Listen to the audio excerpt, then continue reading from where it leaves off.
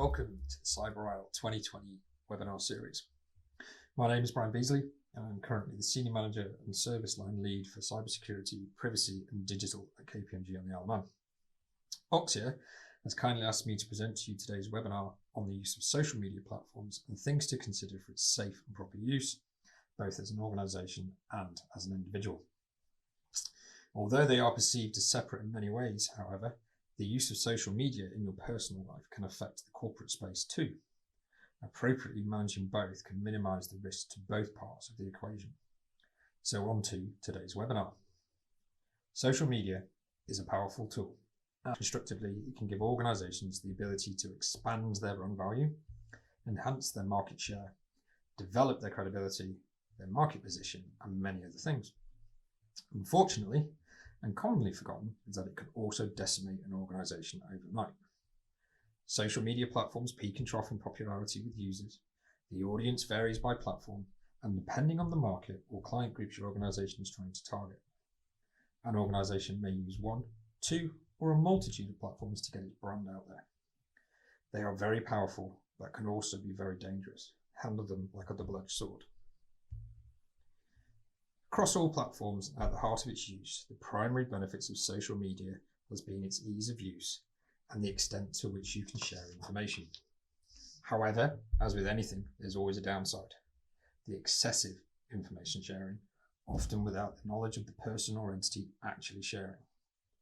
Platforms, governments and industry bodies over the years have all erred and driven for privacy controls and policies to be routinely adapted, revised, etc. in relation to the control of a user's data. However, some of these changes have resulted in users inadvertently losing control of their PII. There are many benefits for the use of social media platforms, such as readily and expeditiously connecting with customers. This in turn supports ready development of a brand and promotes across a multitude of channels, even those not originally envisaged. Garnering market intelligence to help an organisation monitor its brand, service, etc., whilst enabling the ability to understand what consumers are saying. This extrapolates to help future marketing activities and strategies, business development activities, and illustrates ways to be competitive.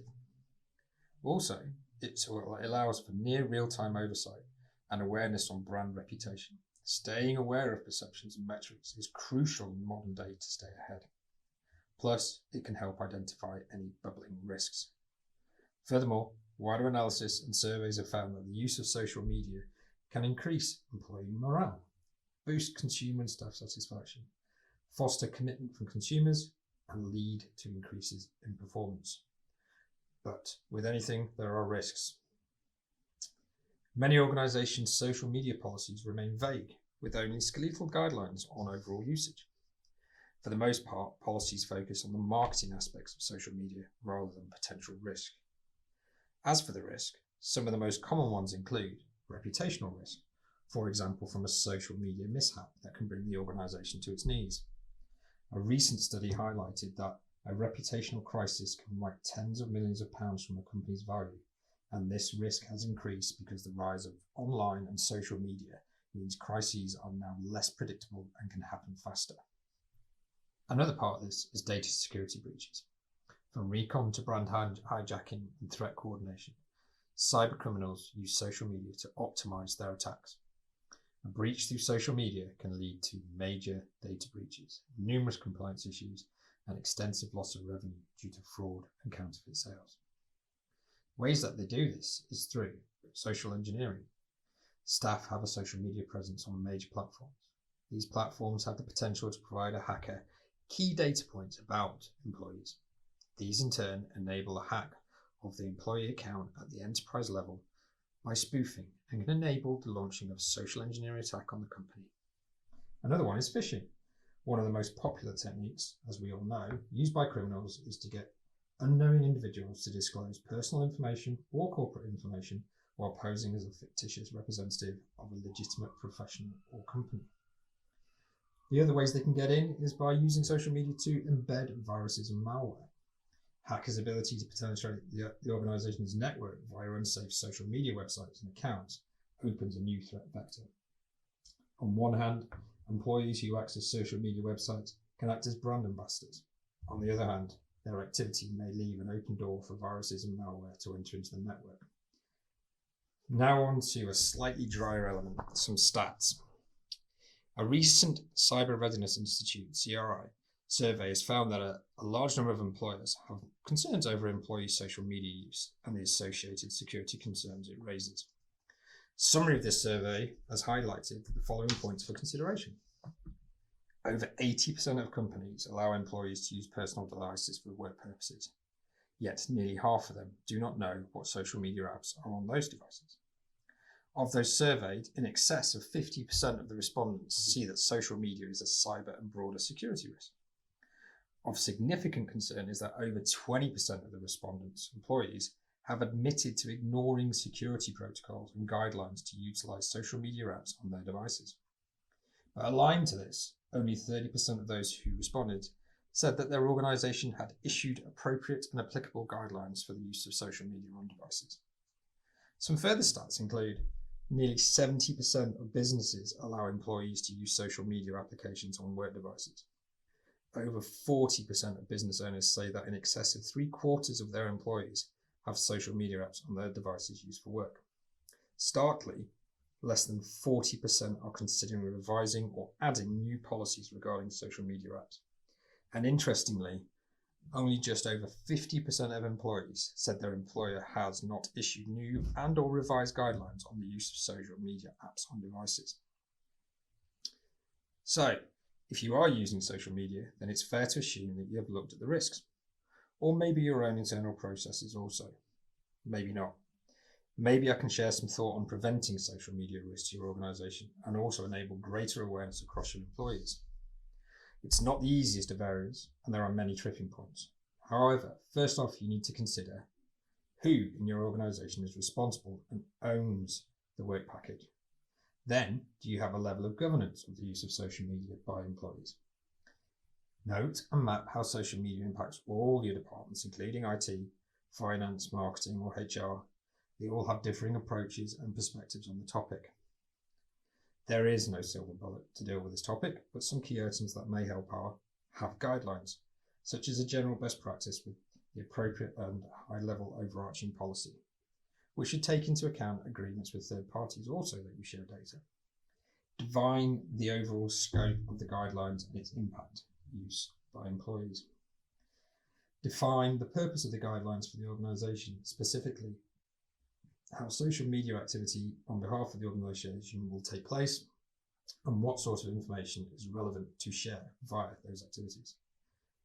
Clearly define the goals and the overall outcome that is to be achieved from the social media presence for the organisation and how the social media platform will get the organisation there. Ownership guidelines.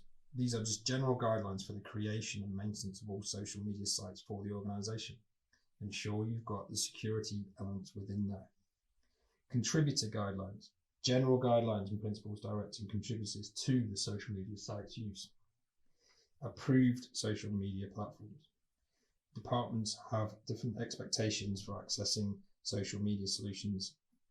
They need to understand what social media solution is relevant to what they're trying to do and have an understanding of the privacy and security aspects related to it.